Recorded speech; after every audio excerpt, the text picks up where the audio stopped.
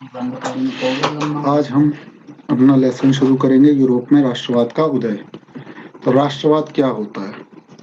किसी भी राष्ट्र के सदस्यों में एक साझा पहचान यानी उनमें सामूहिक अपनापन बनाने वाली भावना को या उसे बढ़ावा देने वाली विचारधारा को राष्ट्रवाद कहा जाता है। राष्ट्रवाद की भावना को बढ़ाने में ज्यादा सहायता मिलती है राष्ट्रीय ध्वज, राष्ट्रीय प्रतीक, राष्ट्रगान आदि से। आज हम यूरोप में राष्ट्रवाद के बारे में जानेंगे। इससे पहले हमने भारत में राष्ट्रवाद को जाना था। आज हम यूरोप में राष्ट्रवाद को पढ़ेंगे। तो यूरोप में राष्ट्रवाद का उदय कैसे हुआ?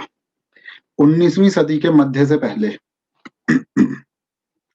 यूरोपीय देश उस रूप में नहीं थे जिसमें उन्हें हम आज जानते हैं।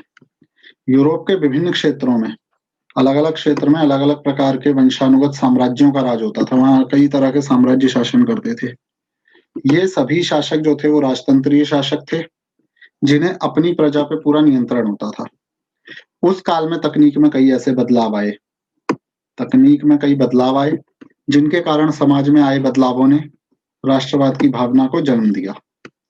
सन 1789 में जो फ्रांस की क्रांति हुई थी, फ्रांस की क्रांति के साथ नए राष्ट्रों के निर्माण की प्रक्रिया शुरू हुई, जिसमें वो राजतंत्र को त्याग कर नए रूप में बन रहे थे। नए राष्ट्रों का निर्माण शुरू हुआ, लेकिन इस विचारधारा को जड़ जमाने में उसके बाद भी लगभग 100 साल लग गए।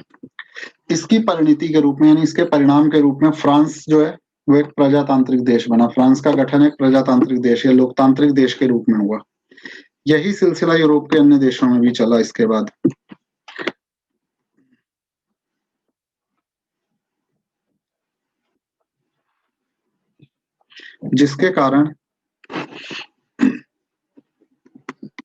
जिसके कारण 20वीं सदी की शुरुआत आते आते विश्व के कई देशों में आधुनिक प्रजातांत्रिक व्यवस्था की स्थापना हुई। जो आज हम प्रजातंत्र या लोकतंत्र को देखते हैं, उसकी स्थापना हुई।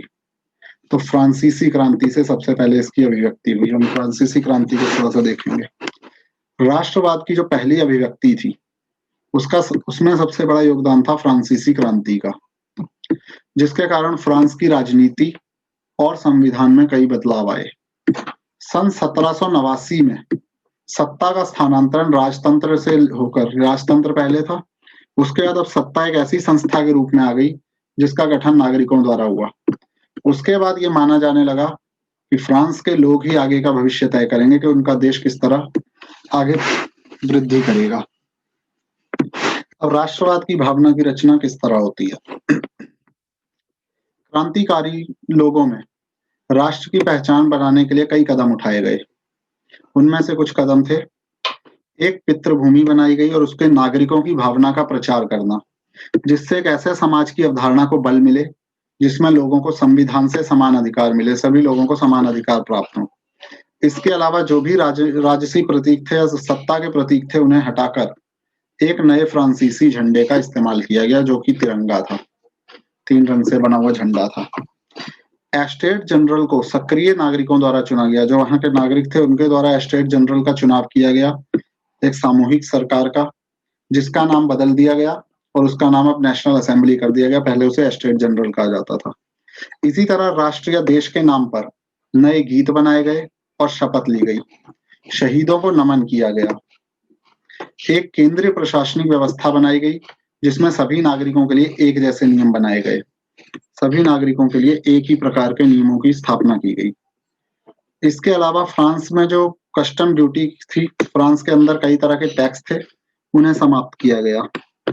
उसके बाद भार और जो भी भार नापने की चीज थी,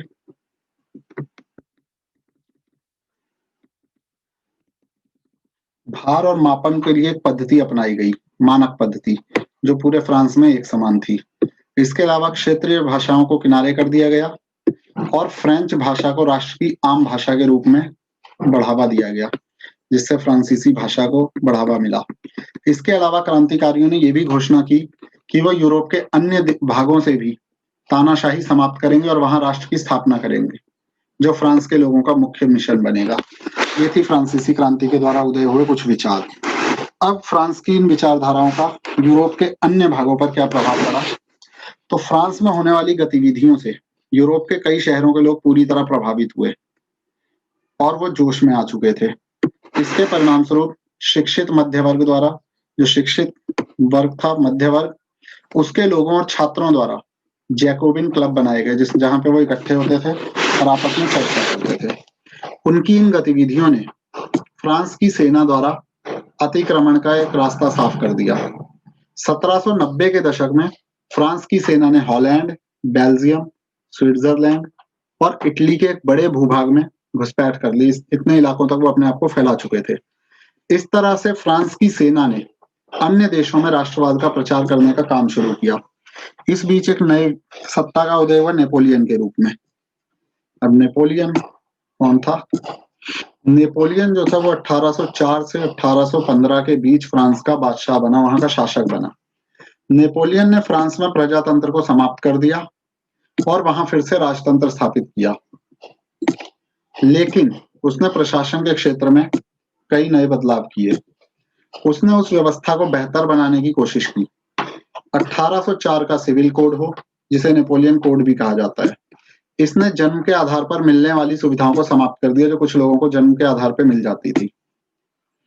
इसने कानून में सबको समान हैसियत प्रदान की और संपत्ति के अधिकार को निश्चित बना दिया, जिससे सभी लोगों को संपत्ति का अधिकार मिल गया। जैसा कि उसने फ्रांस में किया था, उसने अपने नियंत्रण वाले हर क्षेत्र में यही करना शुरू कर दिया। उसने डच रिपब्लिक, स्विट्जरलैंड, इटली और जर्मनी में प्रशासनिक विभागों को सरल कर दिया।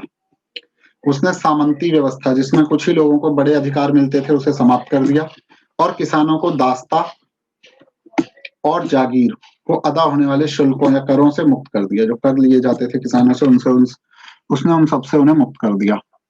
शहर में जो शिल्प मंडियां थी, जो व्यापारियों के समूह थे, उनके द्वारा लगाई गई सीमाओं को भी समाप्त कर दिया गया।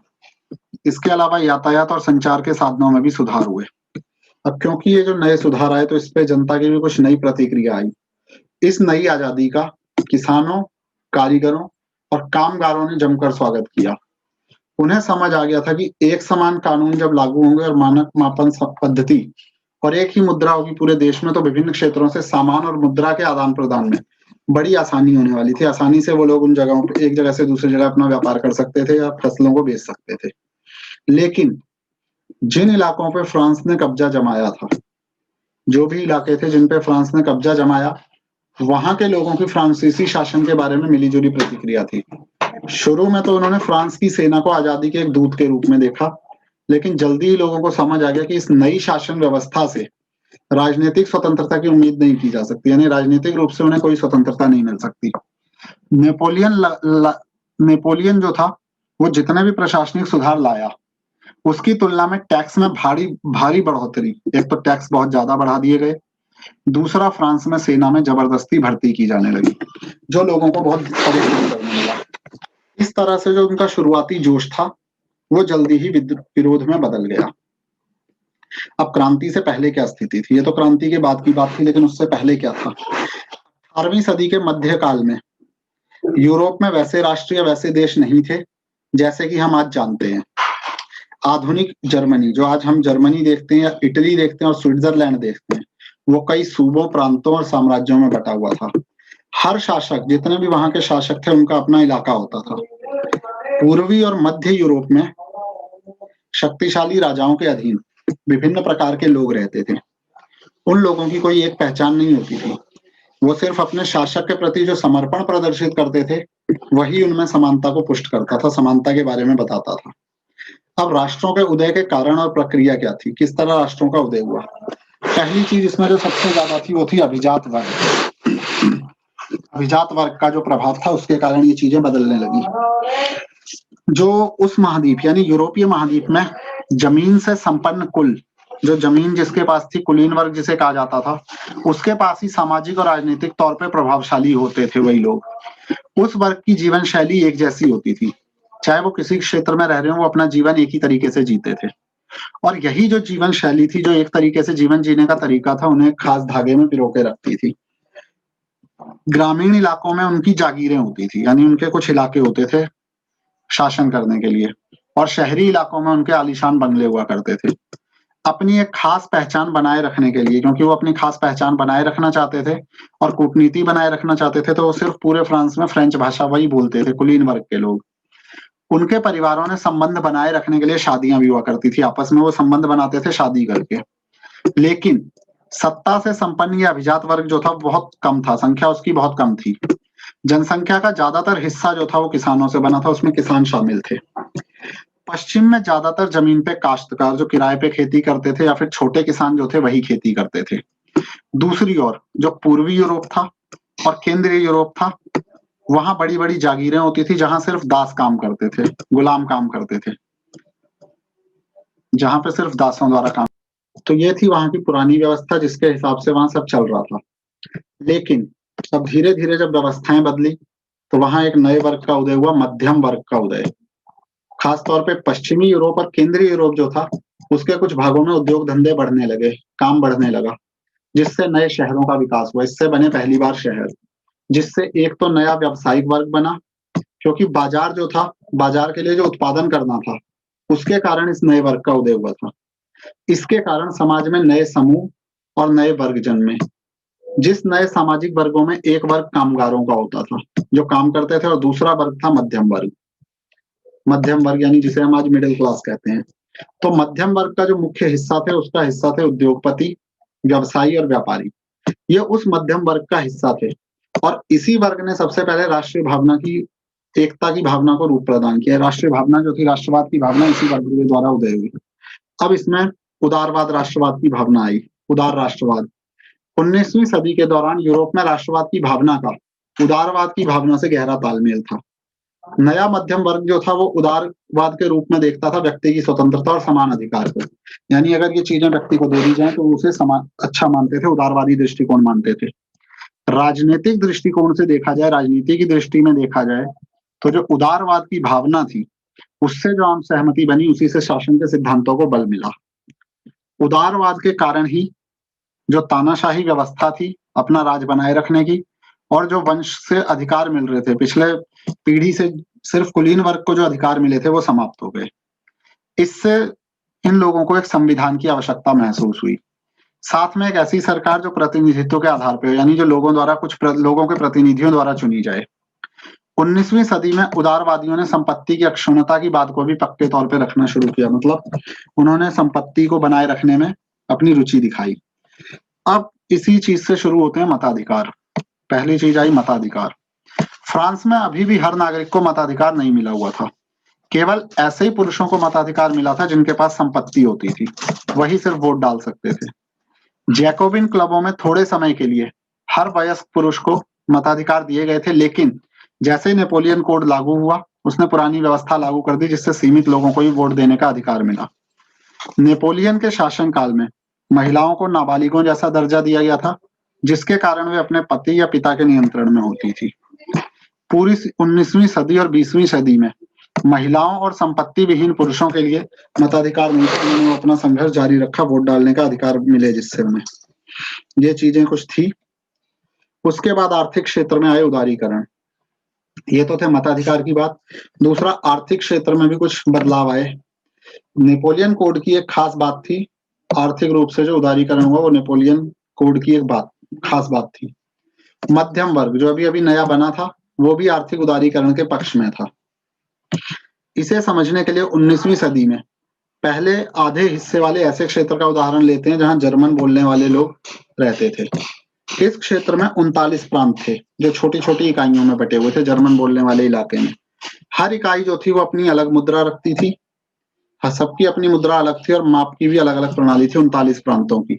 यदि कोई व्यापारी हैम्बर्ग से न्यूरेमबर्ग जाता था तो उसे 11 चुंगी नाकों से गुजरना होता था, जहां उसे टैक्स देना पड़ता था लगभग 5% हर नाके पे, और उस पे भी भार और माप के अनुसार दिया जाता था ये टैक्स। तो विभिन्न स्थानों पे भार और मापन में अत्यधिक अंतर था, जिसके कारण इसमें बड़ी उलझन होती थी। दूसरे शब्दों में कहा जाए तो ये व्यापार के लिए बहुत अच्छा माहौल नहीं था, बल्कि उसके लिए उल्टा था, जिससे आर्थिक गतिविधियों में बहुत ज्यादा रुकावटें थी। नए व्यावसायिक वर्ग की मांग थी कि एक एकल आर्थिक क्षेत्र बनाया जाए ताकि सामान, लोगों और पूंजी के आदान प्रदान में कोई मुश्किल ना हो, कोई बाधा ना आए। 1834 में प्रशिया की पहल पे जोवेरलिन के कस्टम यूनियन का गठन हुआ। एक नई यूनियन बनी, कस्टम यूनियन, जिसने बाद में अधिकांश जर्मन राज्य भी शामिल हो गए। वहां पे चुंगी नाके जो थे टैक्स के जो सीमाएं थी वो समाप्त कर दी गई और मुद्राओं के प्रकार जो कई प्रकार के थे उन्हें 30 से घटाकर 2 किया गया। इसी बीच रेलवे के जाल के विकास के कारण आवागमन भी आसानी से होने लगा। लोगों का एक जगह से दूसरी जगह जाना आसान हो गया। इससे आर्थिक राष्ट्रवाद का विकास हुआ, जिसने उस समय राष्ट्रवाद की जड़ों को और गहरा कर दिया। 1815 के बाद एक नए रूढ़िवाद का जन्म हुआ। जब 1815 था उसके बाद एक नया रूढ़िवाद आया। 1815 में ब्रिटेन, रूस, प्रशिया और ऑस्ट्रिया की सम्मिलित ताकतों ने नेपोलियन को हरा दिया। जैसे ही नेपोलियन की पराजय हुई, यूरोप की सरकारें रूढ़िवाद पे आना चाहती थी, पुरानी संस्था पे आनी चाहती थी। उनका ये मानना था कि समाज और देश की जो पुरानी संस्थाएं या परंपरागत संस्थाएं हैं उनका संरक्षण बहुत जरूरी है। वो मानते थे कि राजतंत्र, चर्च, सामाजिक ढांचा, संपत्ति और परिवार के जो पुराने ढांचे हैं उन्हें बचा के रखा जाए। लेकिन उनमें ज्यादातर लोग ये चाहते थे कि जो प्रशासन के क्षेत्र में नेपोलियन द्वारा आधुनिक व्यवस्था लाई गई है उसे भी कायम रखा जा सके। वो मानते थे कि उसी प्रकार के आधुनिकीकरण से परंपरागत संस्थाओं को और बल मिलेगा। उन्हें यह लगा कि एक आधुनिक सेना, कुशल प्रशासन, गतिशील अर्थव्यवस्था और दासता की समाप्ति कर दी जाए तो यूरोप के राजतंत्र को और ज्यादा मजबूती मिलेगी।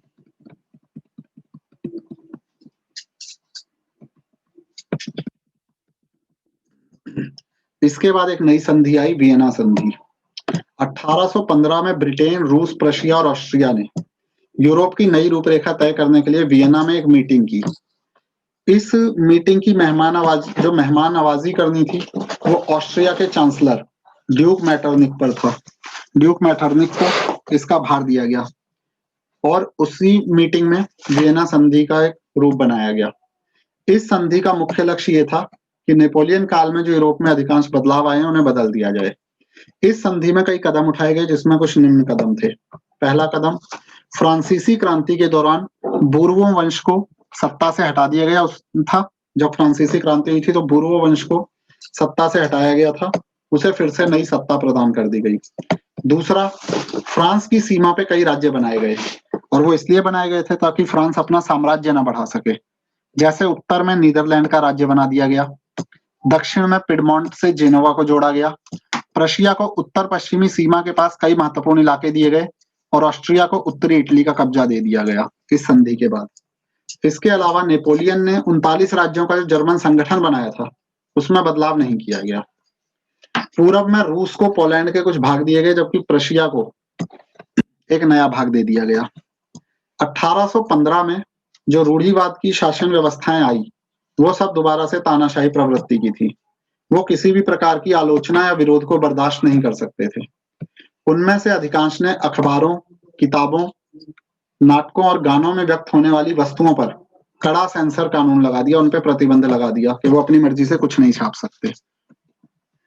तो आज हम इस लेसन को इतना ही करेंगे। इसका अगला भाग